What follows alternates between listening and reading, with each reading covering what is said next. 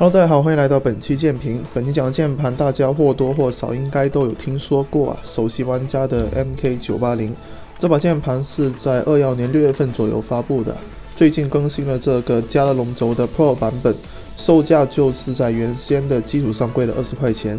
也算是98配列里面比较有性价比的一款键盘了。我手头的这把是一个白色配色的巨红 Pro 轴单模版，配件就给的比较多啊。有这个带贴纸的说明书、防尘罩、拔键器和拔轴器，一根非常漂亮的编织线，甚至还送了一份轴体体验包，可以说是非常到位了。另外还多送了一根键盘的弹簧伸缩线啊，我会在评论区里面随便找一个人抽了。这把键盘最大的亮点肯定就是这一套在量产键盘中比较少见的 NBA 高度键帽了，把这个键盘的质感是拉上去了一个档次啊。相比于一般的原厂高度键帽啊，它拥有更低的高度，手指的接触面积更大，用起来的话不容易误触啊。左上角这个首席玩家的 logo 用的是5面热升华，其他按键的话都是单面热升华。仔细观察了一圈的制服周围是没有明显的晕染，也没有印歪的情况的。键帽的水口也处理得非常到位，触感的话是偏细腻啊，有一点类肤涂层的感觉了。这一套键帽放在同价位的量产键盘中是很难找出对手的。轴体方面啊，使用的是加德龙的巨红 Pro 轴，这款轴体也是我在加德龙的全部轴体中比较喜欢的一款呢。是一款非常万金油的轴体啊，比巨黄是要轻盈不少的。稳定性方面 ，Pro 版本的巨轴是有非常明显的进步，没有之前的轴体打架的情况。到现在的话是可以进入一个合格线的。顺滑度方面就没得说啊，还是一如既往的水润。加德龙的轴体一般触底的声音也是比较闷的，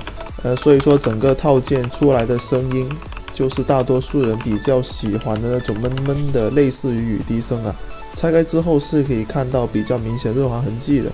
是做到了到手即用。比较奇怪的是送的这个轴体体验包反而是没有做润滑处理的，可能是想让大家亲手体验一下这个润轴的感觉吧。拧下底部的3颗螺丝就可以非常轻松的拆开键盘了。键盘出厂自带了这个 EVA 材质的底面和夹心棉，轴座用的是加德龙的轴座啊。我手中的这一把键盘的一个 PCB 是有飞线焊接的痕迹的，这个是原厂的一个飞线啊，个人是觉得比较离谱的这一点。然后空格的位置有这个硅胶条啊，基本上是把内部的空间都给塞满了，空下进去的是非常彻底啊。大件的表现就中规中矩，有一定的杂音，出厂带了非常多的润滑油，但是涂的不是特别的均匀。重新涂一遍的话，表现就会好很多。键盘的 RGB 亮度本身也是够的，但是它一个因为是热升华的键帽嘛，不透光，还有键帽的面积比较大，键帽之间留给灯光穿过的缝隙就会变小。在日常的使用中，它给我的感觉是偏暗一些的。灯效方面啊，过渡的非常自然，而且还支持音乐律动，但是因为驱动的原因啊，就没有办法给大家看这个音乐律动了。首席玩家的魔潮3驱动在我的电脑上是没有办法正常检测到键盘的，插上键盘之后就会一直鬼畜。以后我也尝试了下载魔潮2驱动，还有一些关闭杀毒软件或者重启重装的方法，都是没有办法正确识别。询问首席玩家的人员之后，他们给出的答复是驱动的 bug， 说是年后会修复。以后也有一部分用户反映了这个问题啊。遇到这个问题的人可以在评论区反映一下，有解决办法的观众老爷也可以在评论区里面留言啊，帮一下大家。最后的话就是一个总结环节 ，MK980 这把键盘单模的 Pro 轴版本的售价是380多块钱呢。同价位的产品的话，有 RK 的980和负零的980单模，而且同价位的负零980单模只能买到6键热插拔的版本啊。相比之下 ，MK980 的键帽还有它的轴体成本是要比 FL980 高的。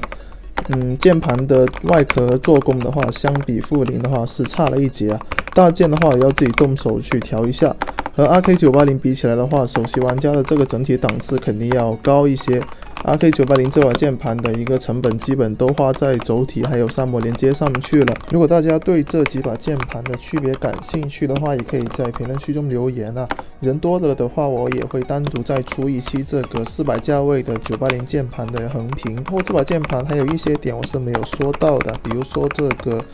键帽和外壳是有色差的，然后外壳的这个材质偏软了，因为时间的问题我就不细说了。然后以上就是本期视频的全部内容了，感谢大家的观看，我们下期视频再见，拜拜。